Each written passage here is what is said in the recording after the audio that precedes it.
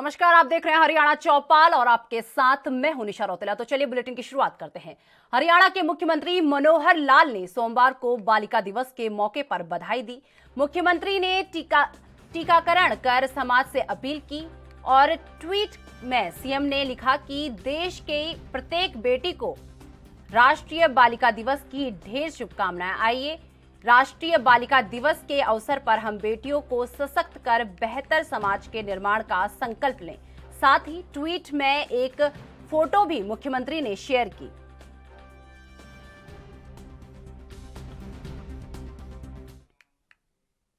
राष्ट्रीय बालिका दिवस के मौके पर प्रधानमंत्री नरेंद्र मोदी ने देश में छोटी उम्र में उत्कृष्ट कार्य करने वाले बच्चों को सम्मानित किया।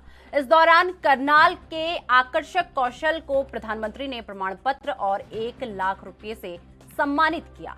बता दें कि आकर्षक ने कोविड की पहली लहर में एक पोर्टल तैयार किया था, जिसकी मदद से कोविड की रिपोर्ट आसानी से मिलने लगी थी। समाज सेवा के तौर पर पोर्टल तैयार करने वाले 12वीं के छात्र आकर्षक कौशल को पीएम ने सम्मानित किया। प्रदेश भर में करनाल के आकर्षक कौशल के अलावा दूसरा छात्र सिरसा का रहने वाला है। इस सम्मान के बाद करनाल डीसी निशांत यादव और सीएमओ डॉक्टर योगेश शर्मा ने बधाई दी। बेटे के सम्मानित होने से गौरवान्वित महसूस कर रहे पिता गगन कौशल ने कहा कि देश के 29 बच्चों को पीएम ने सम्मानित किया है। करनाल में पहली बार किसी को ये पुरस्कार मिला है, इसीलिए हमें गर्व है। कोविड में जब उसने ऐसा किया तो हमने पूरा योगदान किया। आज 11 जिलों में मेरे बेटे की वेबसाइट चल रही है। आज प्रधानमंत्री बाल पुरस्कार का वितरण था और ऑनलाइन तरीके से माननीय प्रधानमंत्री जी ने 2022 में देश भर के 29 बच्चों को ये पुरस्कार दिया, जिसमें करनाल का हमारे यहाँ से आकर्ष कौशल हैं, उनको अवार्ड मिला है। पूरे करनाल के लिए, पूरे राज्य के लिए गर्व की बात है। और आकर्ष ने कोरोना के समय में विशेष रूप से प्रशासन की, सरकार की बहुत मदद की थी। RT-PCR रिपोर्ट्स जो पहले अवेलेबल नहीं होती थी, एक पोर्टल के जरिए एक तो पोर्टल बनाया गया जिससे वो रिपोर्ट्स अवेलेबल कराई गई। दूसरा, करनाल covid.in वेबसाइट पे जितनी भी कोरोना से संबंधित इंफॉर्मेशंस थी, एक्सपर्ट ओपिनियंस थी, ग्राफिक्स के जरिए कि कितने केसेस किस तरीके से बढ़ रहे हैं, क्या क्या प्रिकॉशंस लेनी चाहिए, वो सारी सूचनाएं जो है लोगों तक पहुंचाने का काम किया और लाखों की संख्या में लोगों ने उस पोर्टल। तो मैं आकर्ष को उनके पूरे परिवार को बहुत बहुत शुभकामनाएं देता हूं। सोशल सर्विस के अंदर सम्मान मिला है। मैंने एक covidkarnal.in के नाम से वेबसाइट बनाई थी। फर्स्ट वेव के दौरान लोगों को RT-PCR रिपोर्ट्स नहीं मिल पा रही थी, उनके पास एक्सेस नहीं था, तो मैंने एक पोर्टल बनाया था जिससे लोग अपनी प्रिंटेड फॉर्म और डिजिटल फॉर्म में RT-PCR रिपोर्ट्स ले सकते थे। क्या उसका नाम था और क्या आपको सोच आपकी आई, आपके माइंड में आया कि ये बनाना चाहिए? वेबसाइट का नाम है karnalcovid.in।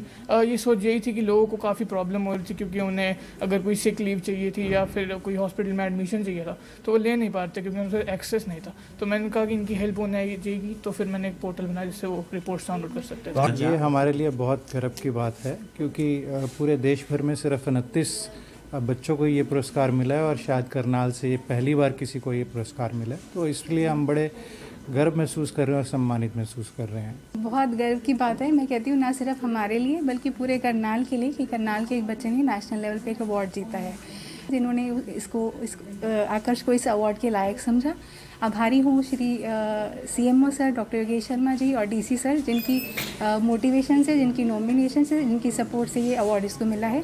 ये कहना चाहूँगी बाकी सब पेरेंट्स को कि जो भी उनका बच्चा जो है जिस फील्ड में इंटरेस्ट रखता है, जो उसका पैशन है, उसको मोटिवेट करें और सपोर्ट करें, ताकि और भी बच्चे। मुख्यमंत्री मनोहर लाल ने प्रशासनिक सचिवों के साथ उच्च स्तरीय बैठक की। बैठक में 6 प्रमुख विभागों की 100 करोड़ रुपयों से अधिक की 21 महत्वपूर्ण योजनाओं पर समीक्षा की गई। बैठक में दी गई जानकारी के अनुसार अधिकतर परियोजनाएं इस साल पूरी होगी। मुख्यमंत्री ने प्रशासनिक सचिवों को प्रत्येक परियोजना का चार्ट तैयार करने के निर्देश दिए, ताकि परियोजना को गति मिले। प्रदेश में बनाए जा रहे मेडिकल यूनिवर्सिटी और मेडिकल कॉलेज की निर्माण की गति की समीक्षा करने के लिए अलग अलग मॉनिटरिंग कमेटी बनाने के भी निर्देश दिए गए।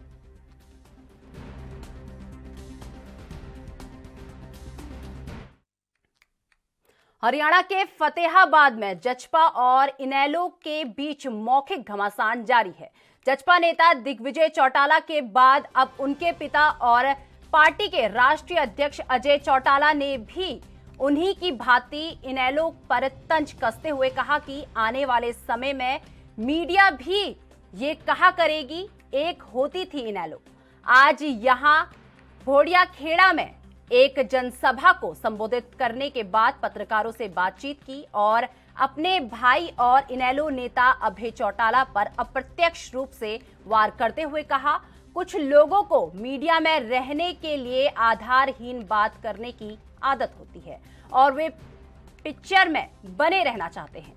उन्होंने कहा कि हम कोई भविष्य वक्ता तो नहीं है, लेकिन जिस प्रकार के हालात हैं उन्हें देखकर हम ये कह सकते हैं जिस पार्टी के पास 23% वोट थे, 20 विधायक थे और विपक्ष का पद था 10 माह बाद, यानी चुनाव में कहां से कहां पहुंच गई और चुनाव से 10 माह पहले ही बनी जचपा कहां से कहां पहुंची। इस चीज का आंकलन किया जाना चाहिए।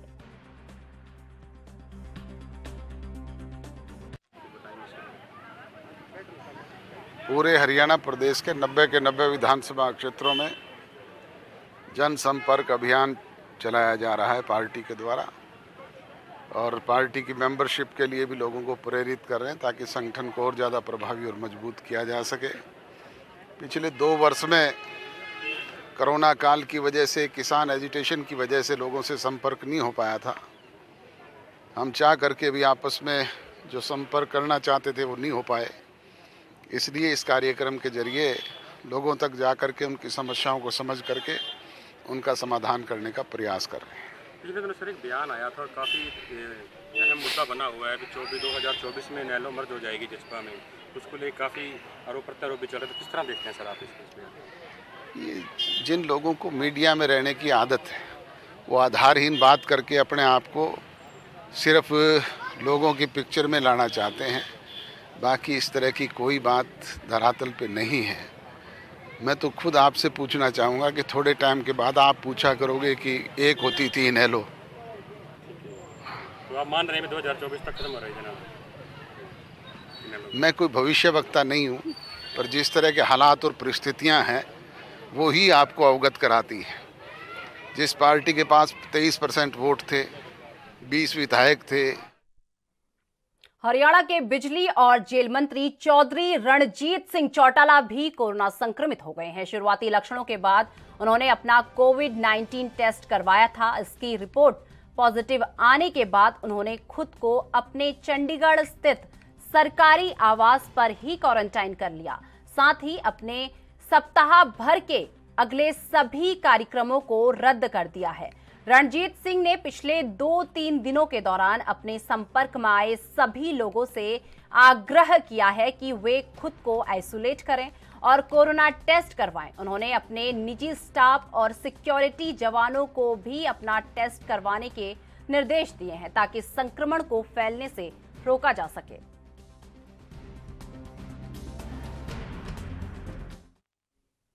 हरियाणा में सरकार ने 28 जनवरी से 9वीं से लेकर 12वीं तक के बच्चों के लिए स्कूल खोलने की तैयारी कर ली थी। फाइल सरकार के पास पहुंच चुकी थी। आपको बता दें कि स्कूल में 50% उपस्थिति के साथ शिक्षक ड्यूटी दे रहे हैं, पर अभी भी शिक्षकों ने कोरोना की दूसरी डोज नहीं लगाई है। प्रदेश में 14,160 स्कूलों में करीब 1,04,169 शिक्षक हैं। इनमें से पहली डोज 13,734 ने ली है, जबकि दूसरी डोज 76,363 शिक्षकों ने ली है। 14,072 शिक्षक ऐसे हैं जिन्होंने अभी तक कोई डोज नहीं ली है। प्रदेश के 22 जिलों में से ऐसा कोई भी जिला नहीं है जिसमें सभी शिक्षकों को कोरोना वैक्सीन लग गई हो। 90 से 95% कवर करने वाले 10 जिले हैं। 90 से लेकर 84% लक्ष्य पूरा करने वाले 7 जिले हैं। बाकी 5 जिले 83 से 61% लक्ष्य हासिल करने वाले हैं। प्रदेश के नूह में सबसे कम 61% शिक्षकों ने ही वैक्सीन लगाई है, जबकि सबसे अधिक झज्जर में शिक्षकों को 95% वैक्सीन लगी है।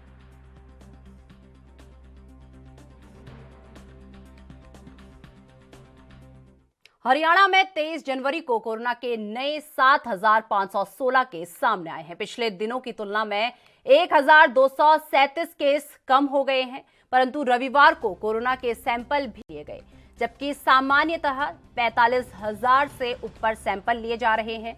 इसीलिए रविवार को सैंपल कम लेने के कारण कोरोना के केस भी घट गए। पिछले 3 दिनों से कोरोना के सैंपल कम लिए जा रहे हैं, जबकि सरकार ने प्रतिदिन 50,000 सैंपल लेने का लक्ष्य दिया हुआ है, परंतु रविवार को निर्धारित लक्ष्य से 17,000 सैंपल कम लिए गए। प्रदेश में इस समय कोरोना के कुल केस 57,753 एक्टिव केस हैं। होम आइसोलेशन में 54,410 मरीज हैं।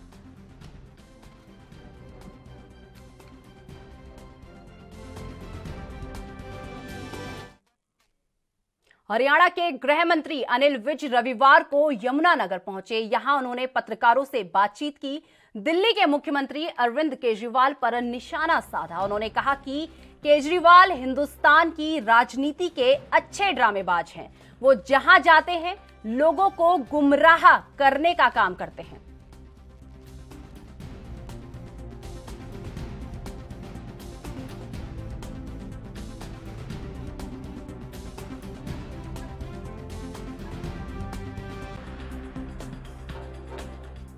उत्तर प्रदेश में हो रहे चुनावों को लेकर हरियाणा उत्तर प्रदेश के वरिष्ठ पुलिस अधिकारियों की एक महत्वपूर्ण बैठक यमुनानगर में हुई, जिसमें मेरठ के अतिरिक्त पुलिस महानिदेशक राजीव सभरवाल, सहारनपुर के पुलिस महानिरीक्षक डॉक्टर प्रीत इंदर सिंह और इसी के साथ शामली के पुलिस अधीक्षक सिकृत माधव, सहारनपुर के पुलिस अधीक्षक आकाश तोमर, करनाल रेंज की पुलिस महानिरीक्षक ममता सिंह के इलावा यमुनानगर पानीपत करनाल के पुलिस अधीक्षक ने भाग लिया। पुलिस अधीक्षक कमलदीप गोयल ने बताया कि चुनाव के मद्देनजर ये महत्वपूर्ण बैठक हो रही है। उन्होंने बताया कि उत्तर प्रदेश में 14 फरवरी को चुनाव है, जिसके चलते हरियाणा उत्तर प्रदेश की सीमा से लगते जिलों के वरिष्ठ अधिकारियों की बैठक में सुरक्षा को लेकर कई बिंदुओं पर चर्चा हुई। गणतंत्र दिवस से पूर्व की और गणतंत्र दिवस वाले दिन सुरक्षा व्यवस्था कायम है। इसके लिए पुलिस ने पूरे पुख्ता प्रबंध किए हैं। आज के दिन और कल के दिन शहर में जगह जगह पे नाकाबंदी करके तो वाहनों की चेकिंग की जाएगी। और इसके अलावा जितने भी धर्मशालाएं, होटल्स, इस तरह के स्थान हैं जहाँ पे जो अगर कोई संदिग्ध व्यक्ति रुका हुआ हो तो उसकी जांच के लिए भी पुलिस की टीमें इन होटल्स और धर्मशालाओं में जाएगी। तो सर ये माना जाए पुलिस पूरे अलर्ट पर है सर? पुलिस पूरी तरह अलर्ट पे है और गणतंत्र दिवस वाले दिन भी हमारी जो सुरक्षा व्यवस्था है वो पूरी चाक चौबंद है। सर यूपी और हिमाचल को लेकर क्या सतर्कता रहेगी यहाँ पर? देखिए, यूपी में अभी इलेक्शन है। जो हमारा सीमावर्ती जिला है सहारनपुर, उसमें 14 फरवरी को इलेक्शन होने हैं। आज एडीजी मेरठ जोन की अध्यक्षता में एक मीटिंग भी होने वाली है, जिसमें यूपी के 2 जिलों के एसपी आएंगे, आईजी सहारनपुर रेंज और हरियाणा की तरफ से एसपी पानीपत, करनाल और मैं एसपी यमुनानगर, हम सब एक गोष्ठी करेंगे और जितने भी इलेक्शंस को ध्यान में रखते हुए जितने भी बिंदु हैं उन पर विस्तृत चर्चा की जाएगी। सर पलवल में जिला स्तरीय गणतंत्र दिवस समारोह को भव्य रूप से मनाने के लिए आज नेताजी सुभाष चंद्र बोस स्टेडियम में हरियाणा पुलिस होमगार्ड जूनियर और एनसीसी की टुकड़ियों की ओर से परेड में रिहर्सल की गई। इस मौके पर स्कूली छात्रों ने हरियाणवी गीतों पर सांस्कृतिक कार्यक्रम की प्रस्तुति की और साथ ही जिला उपायुक्त कृष्ण कुमार ने बताया कि जिला स्तरीय गणतंत्र दिवस समारोह कोविड-19 की हिदायतों के अनुसार मनाया जाएगा। उन्होंने बताया कि 26 जनवरी को समारोह में फरीदाबाद मंडल आयुक्त संजय जून मुख्य अतिथि के रूप में पधार कर ध्वजारोहण कर भव्य मार्च पास्ट की सलामी लेंगे। वहीं पुलिस उप अधीक्षक अनिल कुमार ने बताया कि गणतंत्र दिवस समारोह को लेकर जिले में कानून और शांति व्यवस्था बनाए रखने के लिए पुख्ता इंतजाम किए गए हैं। 26 जनवरी 2022 का जो मुख्य फंक्शन होना है नेताजी सुभाष चंद्र बोस स्टेडियम में होगा और कमिश्नर साहब श्री संजय जॉन जी उसमें मुख्य अतिथि होंगे। उसके लिए आज हमने फाइनल रिहर्सल की है और स्कूल के बच्चों ने और विभिन्न ट्रुप्स ने मार्च पास्ट किया है। कल्चरल प्रोग्राम अच्छी तरह से कोविड प्रोटोकॉल को देखते हुए धूमधाम से मनाया जाएगा। 26 जनवरी हमारा गणतंत्र दिवस है और इसके उपलक्ष्य में सुरक्षा पूरी तरह से चाक चौबंद है और पुलिस ने हर तरह से अपने लॉ एंड ऑर्डर के लिए और सुरक्षा के लिए पुख्ता इंतजाम। लोगों से यही अपील है कि अपना गणतंत्र दिवस है, इसको पूरा शांति और हर्षोल्लास। 2 दिन बाद झज्जर में मनाए जाने वाले गणतंत्र दिवस समारोह के दौरान किसी भी प्रकार की कोई खामी ना रहे और कार्यक्रम का प्रदर्शन अच्छे और बेहतर ढंग से हो, इसी के चलते सोमवार को झज्जर के फुल ड्रेस रिहर्सल यहां बस स्टैंड कार्यशाला में हुई। आपको बता दें कि एसडीएम शिखा और एएसपी वसीम अकरम इस दौरान मुख्य रूप से मौजूद रहे। अधिकारियों ने फुल ड्रेस रिहर्सल में परेड का निरीक्षण किया और झंडारोहण कर सलामी भी ली। गणतंत्र दिवस समारोह में भाग लेने वालों ने फुल ड्रेस में अपना प्रदर्शन किया। फुल ड्रेस रिहर्सल को देखकर अधिकारियों ने संतोष व्यक्त किया। बताया गया कि कोविड नियमों को ध्यान में रखकर झज्जर के बस स्टैंड स्थित कार्यशाला में ही अब की बार गणतंत्र दिवस समारोह मनाया जाना है। जिला प्रशासन एवं पुलिस प्रशासन द्वारा पूरी चाक चौबंद व्यवस्था की गई है और आज फुल ड्रेस रिहर्सल थी। उसमें आपने देखा होगा कि सभी तैयारियां गणतंत्र दिवस की पूरी कर ली गई हैं और पुलिस ने आपने 32 नाके लगाए हैं जिसमें सभी प्रकार के किसी प्रकार के कोई भी अवांछनीय घटना न हो, इसलिए पूरी तरह चेकिंग की जा रही है क्योंकि ये हमारा जिला है।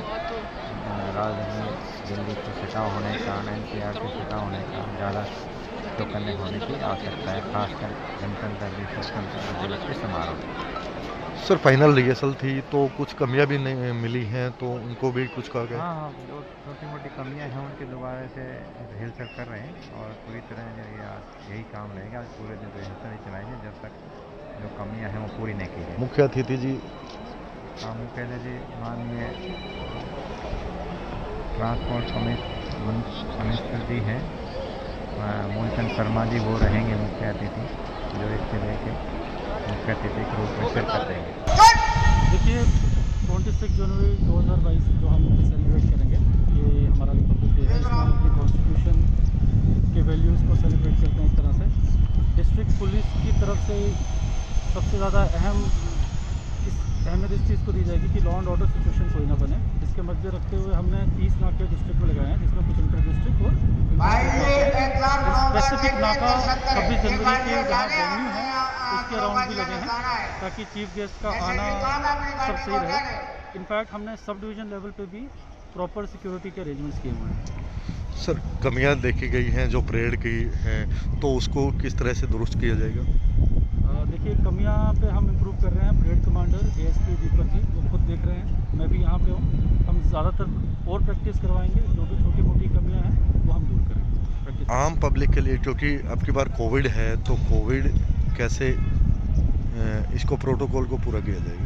देखिए ये डिसीजन तो मैं नहीं लूँगा, ये तो डिस्ट्रिक्ट एडमिनिस्ट्रेशन लेगी, पर अगर पब्लिक अलाउ होती है इस वेन्यू में तो जो भी कोविड नॉर्म्स हैं, चाहे वो सोशल डिस्टेंसिंग है या मास्क हैं, वो सभी पहनेंगे। आप ये भी देखेंगे कि हमारे परेड में जितने चरखी दादरी के बलिदान स्टेडियम में गणतंत्र दिवस कार्यक्रम बड़ी धूमधाम से मनाया जाएगा, जिसको लेकर जिला उपायुक्त प्रदीप गोदार और पुलिस अधीक्षक दीपक गहलावत ने कार्यक्रम की तैयारियों का जायजा लिया और अधिकारियों को उचित दिशा निर्देश दिए। जिला उपायुक्त प्रदीप गोदार ने बताया कि गणतंत्र दिवस कार्यक्रम में कैबिनेट मंत्री ओम प्रकाश यादव शिरकत करेंगे।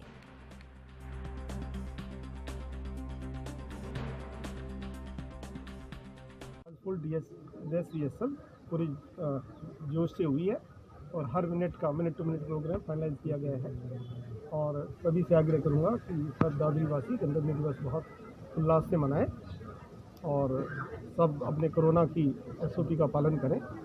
जैसे आपने वहीं रेवाड़ी में गणतंत्र दिवस समारोह को गरिमामय और देशभक्ति से सराबोर ढंग से मनाने के लिए आज फाइनल रिहर्सल की गई।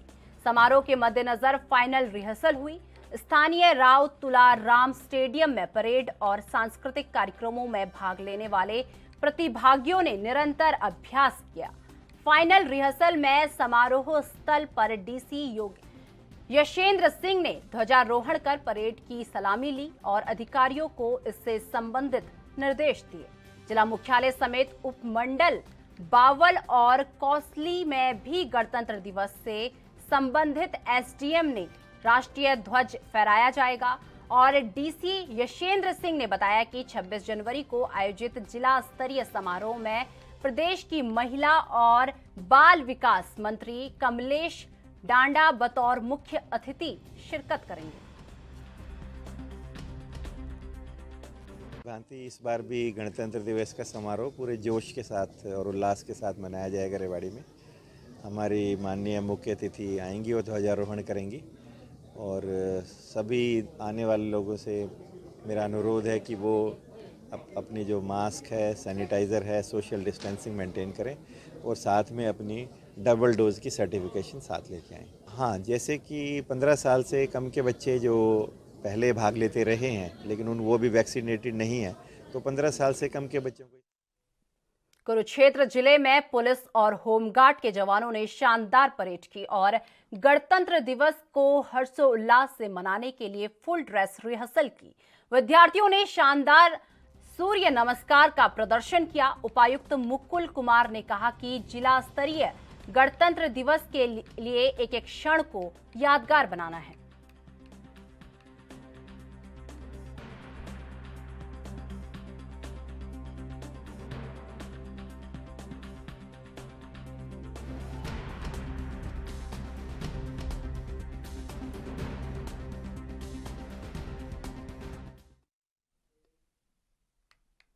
बारिश से मेवात जिले के क्षेत्र में फसलों में भरने वाले पानी की निकासी और विशेष गिरदावरी कराकर मुआवजा देने की मांग को लेकर नूह विधायक और CLP उप नेता चौधरी आफ्ताब अहमद ने ऐलान किया कि 27 तारीख तक पानी की निकासी और विशेष गिरदावरी नहीं हुई तो लघु सचिवालय पर प्रदर्शन होगा।